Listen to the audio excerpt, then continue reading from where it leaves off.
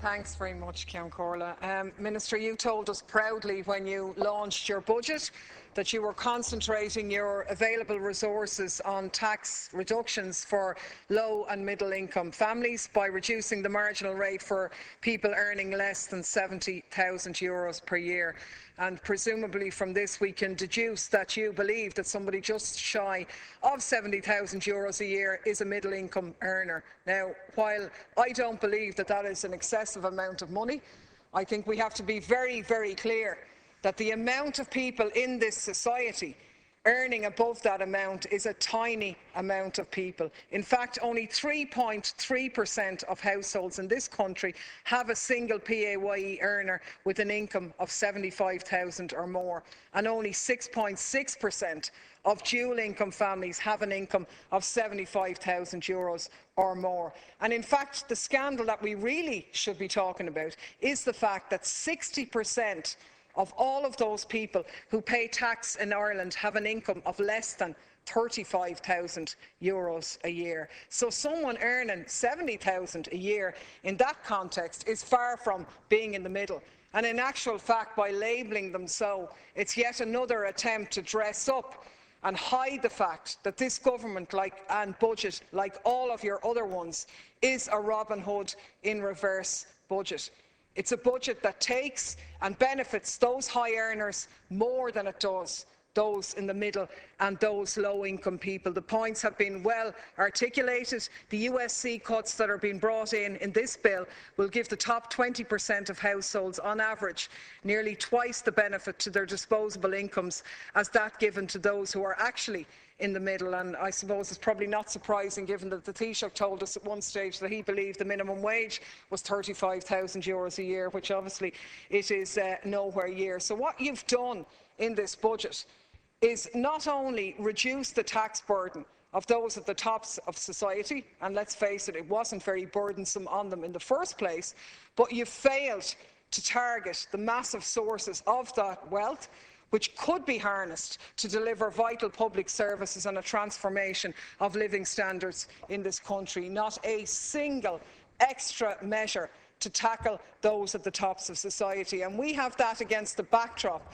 of the scandal that in the last year the top 100 individuals in this society saw their personal wealth grow by €12 billion in 1 year alone. And now we have an Ireland where 20%, the top 20%, has a 73% share of the wealth, while the bottom 20% has a 0.2% share of that wealth. And the policies put forward in this bill and the budget are only going to aggravate that situation. And I think it is a total scandal that we haven't sought to go after that wealth in any shape or form. But like Deputy Boyd Barrett, I do think that one of the key parts of this bill is the so-called knowledge box. And let's be clear about this. This is one thing and one thing only. It's another weapon in Ireland's already impressive armoury of tax avoidance schemes for corporations and for big business.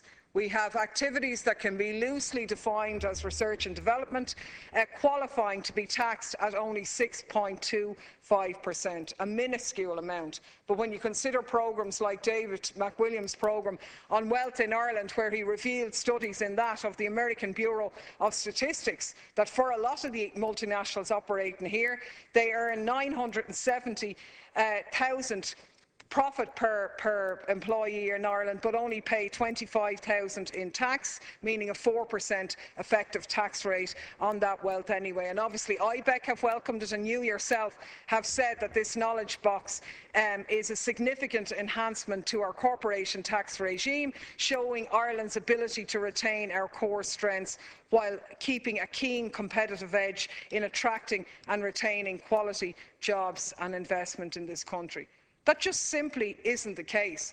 What we've been subjected to is a rehash of the argument that the corporation tax regime in this state is crucial to our economy. But the reality is that it isn't the cornerstone of our Irish economic policy, we're told. But in actual fact, the amount of jobs dependent on the multinational sector is relatively small by comparison to the overall scale of the Irish economy. Of course we welcome the jobs that are there, but they're only a tiny part, and they disproportionately impact on our economy because of the amount of money that's inflating our GDP, given the amount of money that washes in and out through these companies. And let's look at the facts on this. In terms of the US alone, according to the US Congressional Research Service, the profits of US-controlled corporations as a percentage of GDP in Ireland was a massive 42% in 2010, up from 7.6% in 2004. Now, in Germany, as a point of comparison, the percentage was 0.4%. So Germany actually is a productive economic powerhouse. Ireland is a country that prostitutes itself out on enticing money in to engage in tax avoidance scheme, and it's actually quite a shoddy setup. Not only is it shoddy, it's actually destructive, because the huge figures involved, the inflation of our GDP, the smoke and mirror effects that the movement of the big sums of money through the big companies locating their European headquarters are here, all of these give a cover really for the government to sort of, on the one hand, take attention away from the real discussion that we need to have on the lack of proper Indigenous and a local industrial economic policy for Ireland, and I think that has been part of the ploy in this. In fact, our tax, and it's aggravated in this bill, and FDI policies have actually turned Ireland into a service platform for flighty and transient international capital, with actually little consideration for the domestic economy. And I think Michael Taft put it very well when he pointed out that the multinational sector has been grafted onto the domestic economy as indifferent to its long-term health. And I think in that context, the knowledge box really is just the latest attempt to convince everything and everybody that what's happening here isn't industrial scale tax avoidance. But do you know what? Nobody believes it.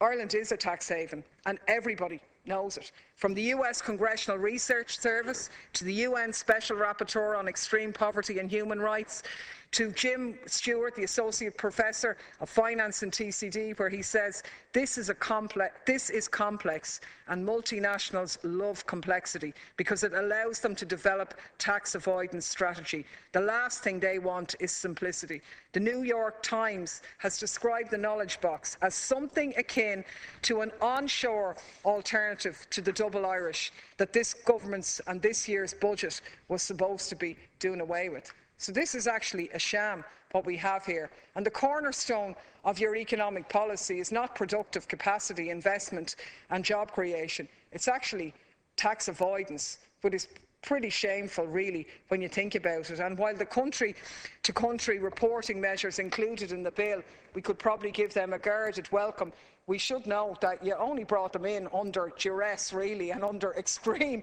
international scrutiny on the situation, and what impact, if any, they'll have is really unknown at this stage, but we won't be holding our breath in that regard. I think there's loads of sleights of hand which mark this bill as a total policy in neoliberalism, which has hallmarked this government. I mean, on the one hand, you tinker around with the tax credits for home carers, fair enough, but at the same time, or with your other hand, the carers allowance has been cut 8% over the term of this government. Home help hours have been slashed by 600,000 hours out of the service, but yet you're giving breaks to nursing homes under the guise of encouraging small business and so on, and allowing them to be exempt from 100% from paying tax, and also giving them access to cheap credit. What you're actually at is privatising the care of the elderly and doing it in a way in which you're incentivising. So this is madness as far as I'm concerned. I'm actually sickened as well that your speech and the moving of this bill, including for about the 5th time, a measure to deliver what people are entitled to, their exemption from paying local property tax when they have a house that is affected by pyrite. This is something that this government said they brought in 3 years ago, but people haven't been able to claim that exemption because of the clumsy way in which he brought it in. They would have had to spend thousands to get an exemption of hundreds, which is obviously lunacy. And we had the ridiculous situation that this state did not require testing in order for people to have an exemption or to be included in the government's remediation scheme, but yet required them to have a test to get a tax exemption. I don't see anything in this other than your words, again, that this was going to be addressed. It's not good enough.